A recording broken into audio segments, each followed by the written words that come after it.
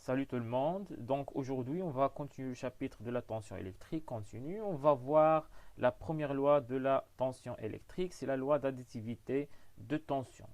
Dans ce chapitre, on a essayé de voir justement ce qui se passe pour les circuits en série et les circuits en dérivation. Pour les circuits en série, voici un exemple avec une seule boucle d'un circuit très simple constitué d'un générateur et deux lampes placées en série, la lampe L1 et la lampe L2. Donc vous avez exactement le même circuit précédent et comme vous voyez ici, la tension aux bornes de générateur est égale à 12 volts. Et par contre, les deux lampes n'ont pas la même tension électrique.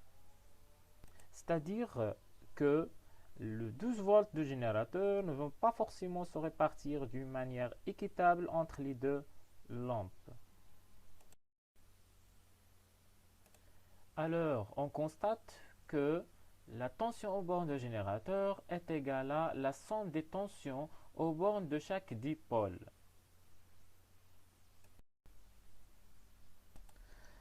Donc, ce qui est important à retenir, c'est dans un circuit en série, la tension de générateur se répartit entre les autres dipôles du circuit.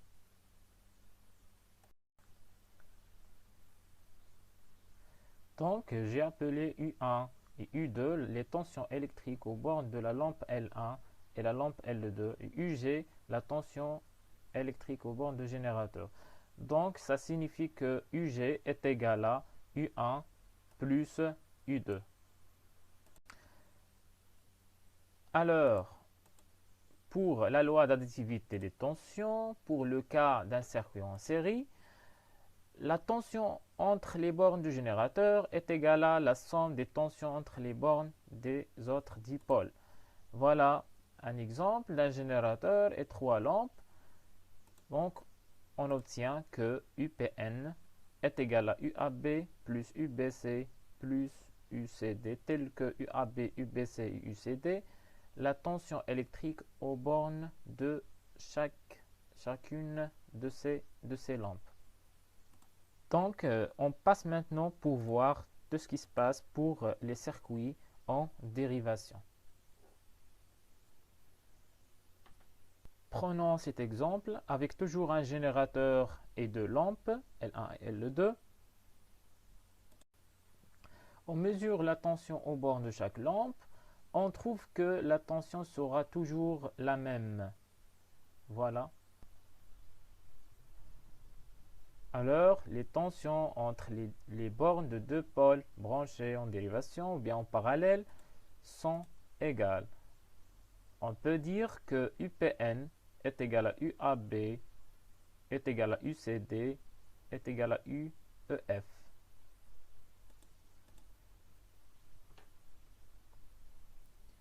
Et voilà un exercice d'application 2.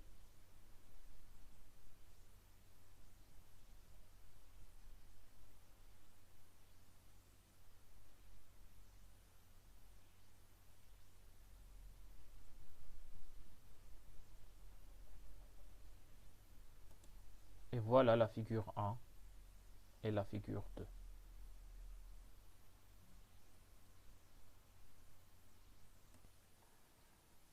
Donc maintenant, on va passer à comprendre la notion du potentiel électrique. Faisons une petite analogie.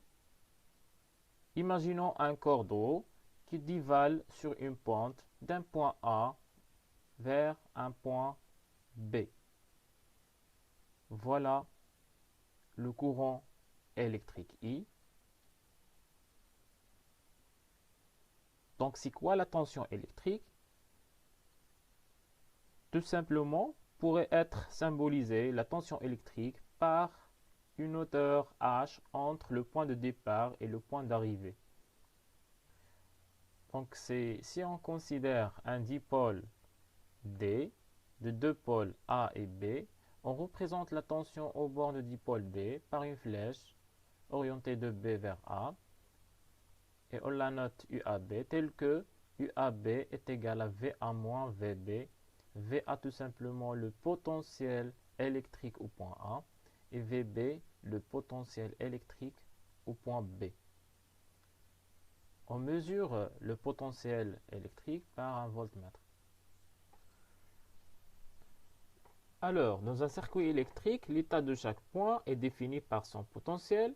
Le potentiel d'un point A noté VA et se mesure en volts. Et on choisit une référence que l'on appelle la masse. Voilà la masse, la représentation de la masse. Et le point du circuit auquel on attribue un potentiel nul. Voilà un exemple. Donc, un circuit constitué d'un générateur et 3 lampes. Donc, dans ce cas, si on représente la masse ici, le potentiel au point N est égal à le potentiel au point B, est égal à le potentiel au point D, est égal à le potentiel au point F, est égal à 0. Donc, on a un autre appareil qu'on utilise pour mesurer la tension électrique et surtout la tension électrique alternative. Cet appareil appelé l'oscilloscope. Donc, ce chapitre, on va voir l'utilisation de cet appareil et comment ça fonctionne. Dans cette présentation, nous allons découvrir les fonctions et réglages principaux d'un oscilloscope. Un oscilloscope permet d'observer des tensions alternatives. Commençons par allumer l'oscilloscope. Une courbe apparaît à l'écran. Cette courbe est appelée un oscillogramme. Il s'agit ici d'une tension alternative, sinusoïdale, c'est-à-dire en forme de vague, et périodique. Voyons à présent le rôle de certains boutons de réglage. Tout d'abord le bouton intensité, qui comme son nom l'indique, permet de régler l'intensité lumineuse du signal. Il faut donc le régler en fonction de son confort visuel. Le bouton focus, ce n'est pas très clair sur cette vidéo, mais il permet de régler la netteté du signal.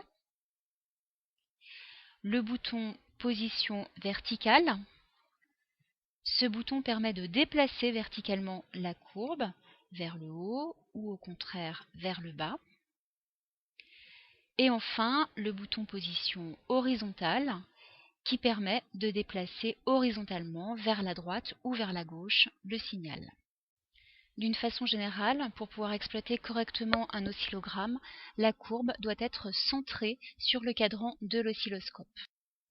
D'autre part, il va falloir régler les échelles de représentation de la tension. Pour cela, il existe un bouton de réglage de l'échelle verticale, appelé sensibilité verticale. Sur cette image, on voit que la sensibilité verticale est réglée à 1 volt par division.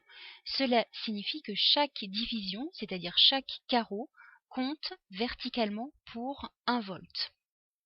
Si j'augmente la sensibilité verticale, je passe à 2 volts par division, ce qui signifie que chaque carreau compte verticalement pour 2 volts. La courbe s'aplatit. Si au contraire je diminue la sensibilité verticale, je passe à 0,5 volts par division. Je constate alors que la courbe s'allonge. Je peux diminuer encore la sensibilité verticale et passer à 0,2 volts par division, mais je constate alors que la courbe sort de l'écran, ce qui ne permet pas d'exploiter correctement l'oscillogramme. Pour que le réglage vertical soit correct, il faut donc revenir à une sensibilité verticale de 0,5 volts par division. Il faut également régler l'échelle de représentation horizontale de la courbe. Pour cela, il existe un bouton appelé sensibilité horizontale ou vitesse de balayage. Sur cette image, on peut voir que la vitesse de balayage est réglée à 0,2 millisecondes par division, ce qui signifie que chaque carreau compte horizontalement pour 0,2 millisecondes. Si j'augmente la sensibilité horizontale, je passe ainsi à 0,5 millisecondes par division et je constate sur l'oscillogramme que les vagues se sont resserrées. Je peux au contraire diminuer la sensibilité horizontale et passer à 0,1 milliseconde par division. Je constate alors sur l'oscillogramme que les vagues se sont au contraire écartées. Je peux diminuer encore la sensibilité horizontale et passer à 50 microsecondes par division. Mais je constate alors sur l'oscillogramme que la courbe n'est plus exploitable puisqu'on ne peut pas observer un motif entier sur le cadran de l'oscilloscope. Il faut donc que je revienne à la sensibilité horizontale précédente, 0,1 milliseconde par division. Celle-ci me permet en effet d'observer un peu plus d'un motif sur le cadran de l'oscilloscope, ce qui correspond à un réglage correct. Voilà, notre oscilloscope est à présent réglé. La sensibilité verticale est réglée sur 0,5 volts par division, ce qui permet d'observer une courbe suffisamment haute mais qui ne sort pas du cadran de l'oscilloscope. Et la sensibilité horizontale est réglée sur 0,1 millisecondes par division, ce qui permet d'observer un peu plus d'un motif élémentaire.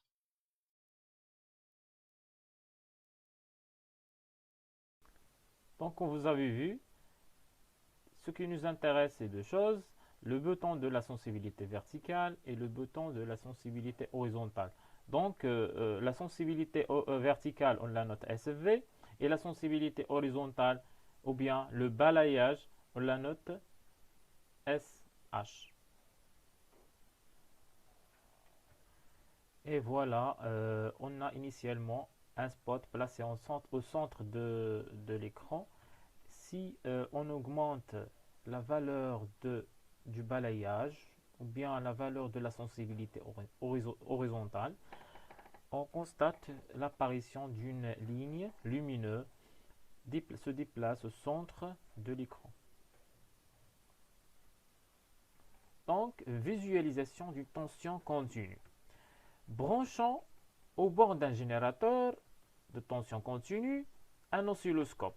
Dans ce cas, on constate la situation suivante. On constate que le spot se déplace verticalement. Et donc, dans ce cas, pour calculer la tension électrique au bord de générateur continu, on utilise la relation suivante. U est égal à Y fois SV, tel que U, la tension mesurée par l'oscilloscope, Y, le nombre de divisions, ou bien le nombre de carreaux. On a ici 3 divisions, fois SV, et SV tout simplement la sensibilité verticale. Faites attention pour l'unité de la sensibilité verticale est tout simplement volt par division. Volt par division. Donc on va voir maintenant comment on va exploiter l'oscilloscope pour déterminer les paramètres de la tension alternative. On commence par la période. La période, on la note T est égale à X fois SH, tel que X, le nombre de divisions horizontales. Dans ce cas, on a par exemple 1, 2, 3, 4, 5 divisions. Donc le nombre de divisions entre les deux premiers sommets. Deuxièmement, on a la fréquence F. Notez F est l'inverse de la période et se calcule facilement par la relation suivante. F est égal à 1 sur T, tel que F en Hertz. Troisièmement, la tension maximale. On appelle la tension maximale la plus grande valeur que prend cette tension au cours du temps. On la note UM ou bien Umax. Pour l'exemple précédent,